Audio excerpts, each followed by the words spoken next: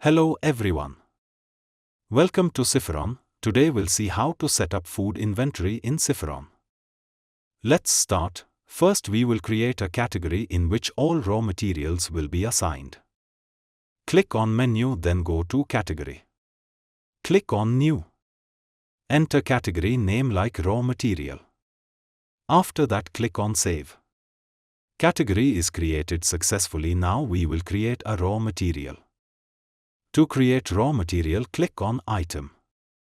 Click on New. Select Inventory, select Department Food. After that select food type.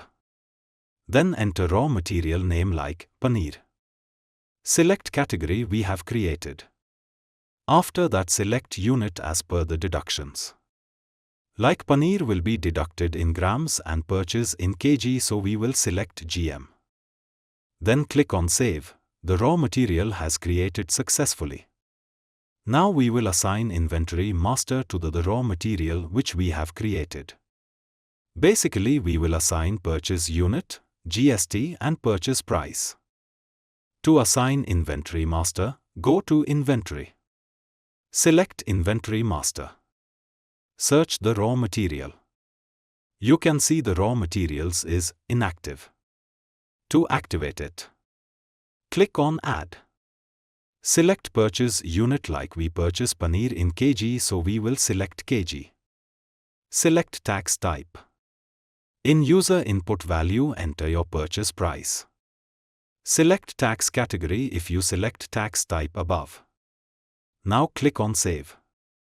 Next and last part is creating recipes for automatic deductions of raw materials. To create recipes, click on Inventory, Recipe, click on New, select your selling item in Select Menu Item drop-down for which you want to create recipe, then select Raw Material from Basic Recipe drop-down, like we selected paneer. Now we will put the quantity of paneer will be used in this particular item. After that click on Save.